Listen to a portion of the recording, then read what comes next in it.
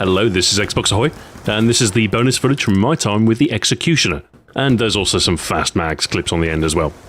And I know it's Thursday, not Wednesday like you guys are used to, but sometimes my schedule kind of makes demands that I shift a few things around. So in order to sort of finish off my script writing payload this week, I thought I'd push the bonus just back a day, just so I could fit it in. It turns out the attachment guide this week is a little bit longer than usual because it's an optical one, which means there's a whole bunch of different reticles to go over. So my total payload's been about 2,500 words. Oh, and well, further to the increased writing demands of the scripts this week, I've also got a new cat. So there's been a bit of preparation and, preparing the environment for the new arrival. She's actually an ex-breeding queen, which means she's had a few litters of kittens in her time. But as she's now 8 years old, getting a bit on in cat years, she's been put out for adoption by her breeder. Anyway, exciting times. In case you were wondering, she is a British Shorthair. She is of a chocolate-coloured coat, and she has beautiful yellow eyes. And no, she hasn't even met Bill and Ted yet. We're gonna go one step at a time. Don't want to sort of rush things here. There is a delicate cat hierarchy that we must slowly introduce her to. I think Bill is top cat, and then Ted, he just rolls over and takes it. Anyway, enough exciting cat news, and on with the questions.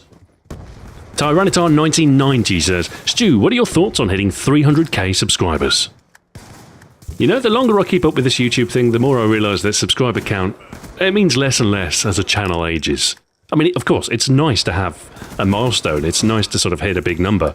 But after the first year of a channel's lifespan, the subscriber count simply doesn't correlate with the pulling power. So I've kind of broken the habit of checking my my vid stats every day, and I've taken a more laissez-faire approach. Because, no matter how big you get, no matter how successful you think you are, there's always going to be someone with slightly more subscribers than you. So getting too hung up on subscriber counts maybe is a little bit harmful to one's sanity, if nothing else. Nevertheless, it is good to see numbers go up, and indeed they do, slowly. But like I say, after a certain point, it's your views that become more important. It's how many people are actually watching your content than, maybe how many people clicked the button 2 years ago and then subsequently fell off the face of the planet. 115STFX21 says, I assume you got it gold, right?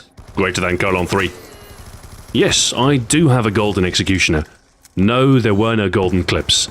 I stopped recording towards the end of the challenges because I had several hours worth of Executioner footage, and I just had a few challenges left to grind through at the end there. And then, of course, once I got the thing gold, I stopped playing and took a bit of a break.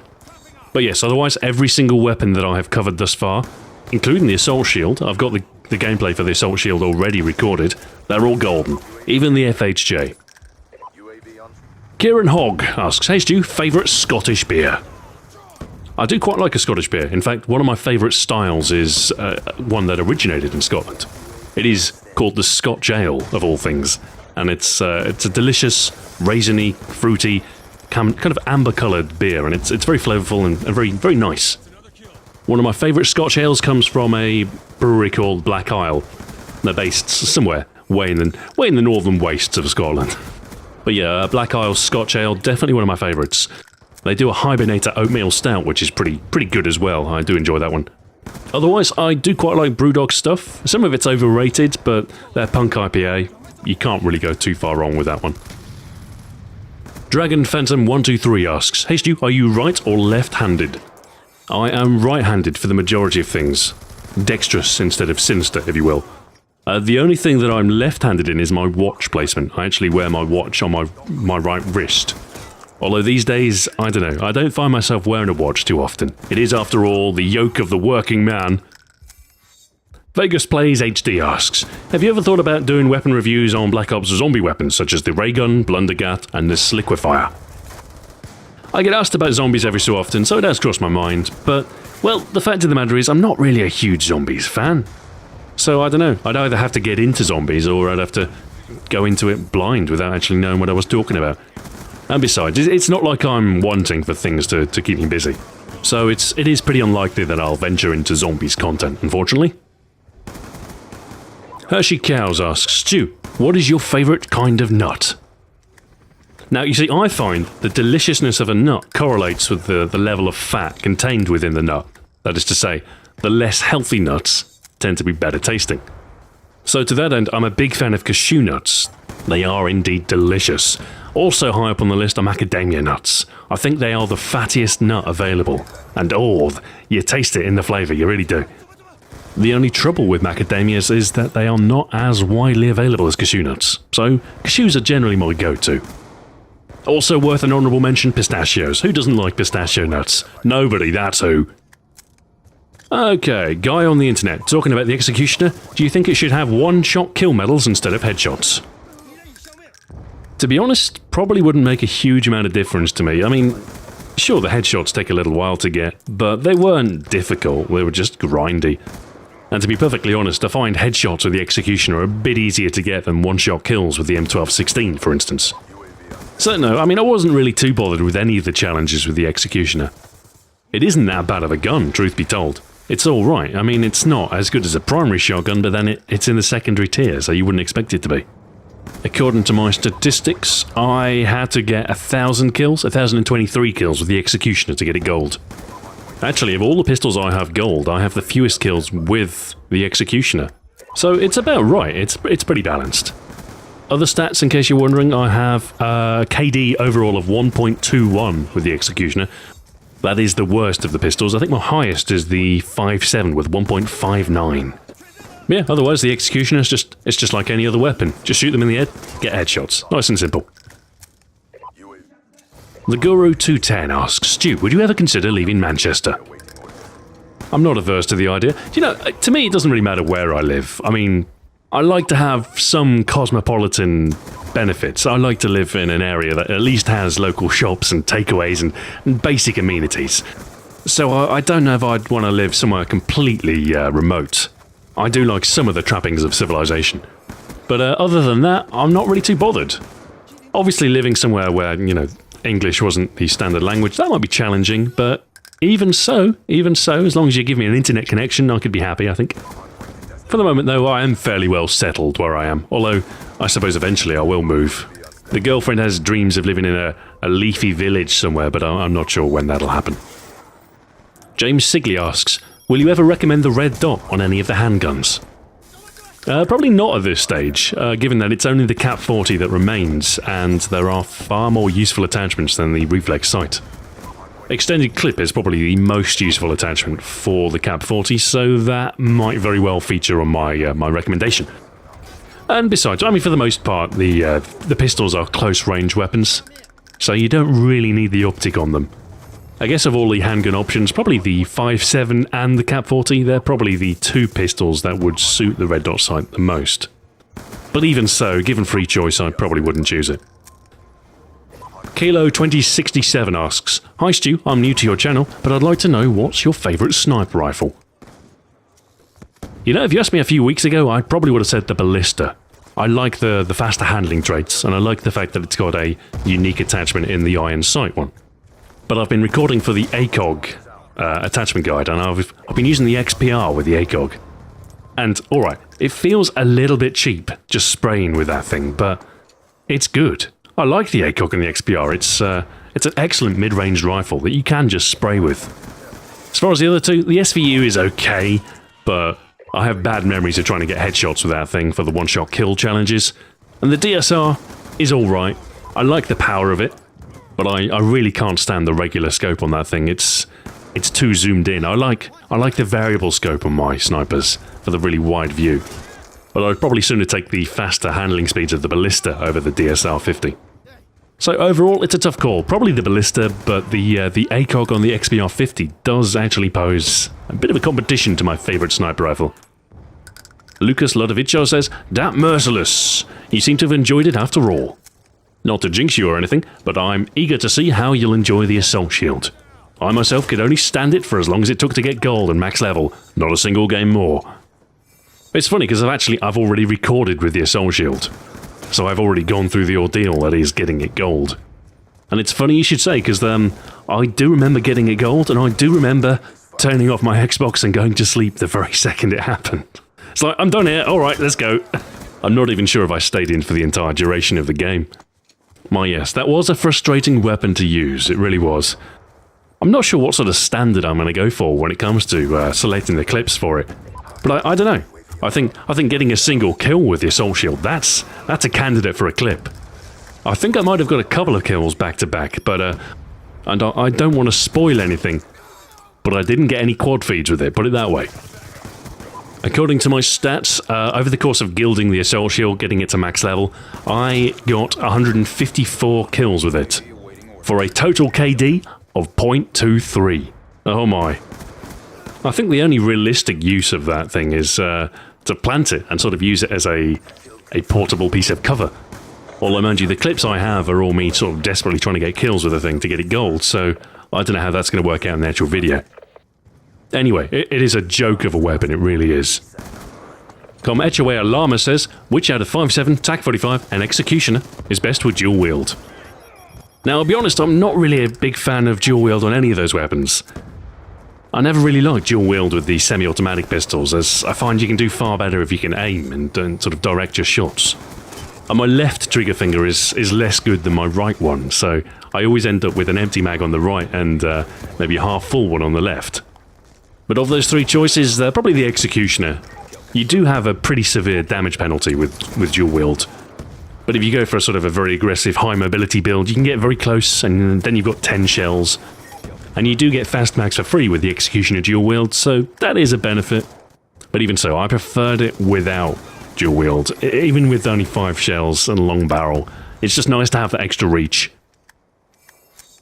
The Beastly Iguana says, hello, this is Xbox Ahoy, and this is the 24th episode of my Black Ops 2 weapon guide. This time, we'll be taking a look at the Executioner. Don't use it, it's horrible. Thanks for watching, and join me next time, when we'll cover the M27. Until then, farewell. The sad thing is, I'd get paid the same if I just did that. But you know, it's kind of my thing. I've got to give every single weapon a fair shake. Got to get every single weapon gold, got to complete all the headshots, so on and so forth. And if you're going to go to all that trouble, well, you might as well write a 6-minute script or whatever, and make a proper weapon guide out of it. But in its defense, the Executioner isn't as bad as most people think. You know, sometimes it can even be fun. And if you use it within its intended role, which is kind of as a one-shot, close-range backup weapon, it's actually not too bad. I think I recommended it for the FAL, and it did the business there. I mean, obviously, at a middle range, you can use your primary weapon, and if somebody troubles you up close, well, give them the old blast from the shotgun. 5 shells, easily tackles one person. DLofer79 asks, Xbox Ahoy, are you upset that blockbusters have had to close throughout the UK? Short answer, no. I'm actually impressed they've kept going as long as they have. I don't think I've stepped in at blockbusters for a good 5, 6, 7 years, and even then. Now we live in a world with Netflix and, you know, sort of media available on tap. I don't know, I don't really see a place for movie rentals in meat space. Having to traipse back to the store with disc in hand like some sort of savage. The Friezo1234 asks, Stu, what happened to Time to Kill? Are you still going to do an episode on penetration? And yes, I know I asked you this before. I have no current plans to revisit Time to Kill in the near future. There's simply too much other stuff that would be ahead of it in the queue. I mean, Behind the Lines comes ahead of Time to Kill. And of course, first priority is finishing the Black Ops 2 series in a, you know, as timely a manner as possible. If you add into the mix Retro Ahoy, Drinks Ahoy, it's easy to see how Time to Kill might slip down the production schedules a little bit. Sorry, I mean production schedules. I'm trying to say the British way, but every so often I slip in the American schedule. But yeah, for the time being, all of my time pretty much goes to Black Ops 2 content.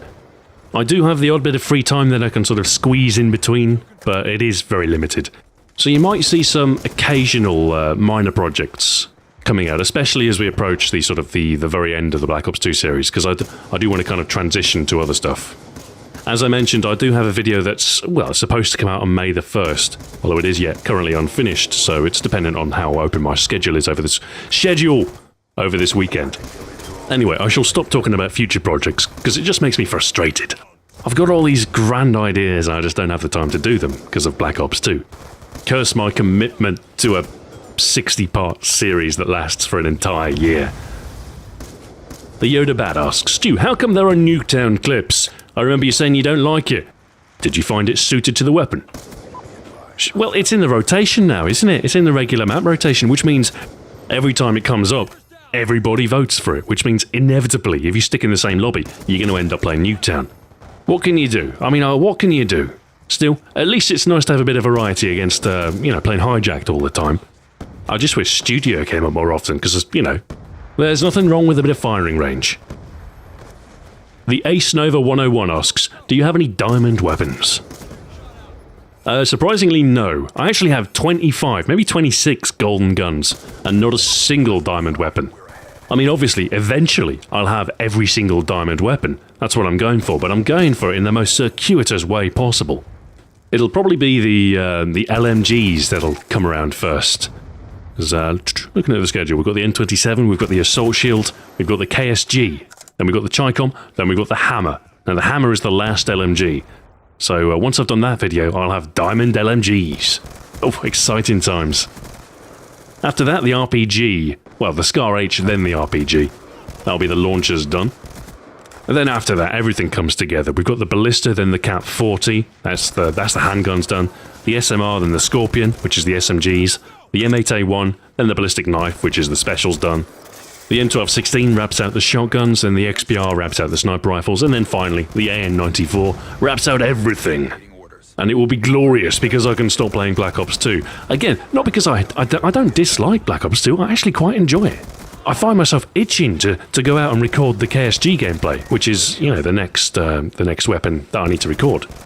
It's all of the work, all of the editing and the graphics and the script writing. Oh, that's what gets me down. This would be an alright job if I could just play video games. Jack Dawson asks, if the UK had the same gun laws as the US, would you buy a gun, Stu? If so, what gun would it be, and what would be your reasons for owning it? I think it's safe to say I'd probably pick up a firearm. Definitely, yeah. I mean, I'd like to think if we instantly switched overnight to US firearm laws that we'd also have the corresponding number of target ranges and all the rest of it. Target shooting would probably be my main outlet as far as shooting is concerned. Not really interested in hunting. Nothing wrong with it. But no, shooting holes in paper or steel targets, that sort of thing in a range, either outdoor or indoor. That would be, I think, sufficient for me. As far as particular firearms, well, if money were no object, I'd probably pick up a Scar, maybe a Scar 17. It's a pricey rifle, but it's a nice modern design, and well, it's kind of related to the FAL, isn't it? Speaking of the FAL, I probably would pick one of those up as well. Maybe a handgun or two as well. I'm a big fan of 6 Hour, so maybe pick up a P220 or a P226. And if we assume that ammunition cost would be a factor, I'd probably pick up some 22 long rifle firearms as well. Probably a handgun, either a Browning Bookmark or a Ruger, and some rifle, I'm not sure precisely, maybe a 1022. So there you go, that's probably how I'd start my firearm collection. Although really, if money were no object, the first thing I would buy would be a patch of land to shoot on. But even if the firearm laws were not changed, I would probably still do that and pick up an air rifle, because, well, I mean, ultimately an air rifle kind of gives you the same target shooting experience, just in a less glamorous caliber. Mind you, though, air pellets are very, very cheap, so there is that. Cheese Domin asks, what's your go-to beer, Stu? These days I've been drinking a lot of stout. I mean, not like a huge, prodigious amount of stout, just, a pint here and there.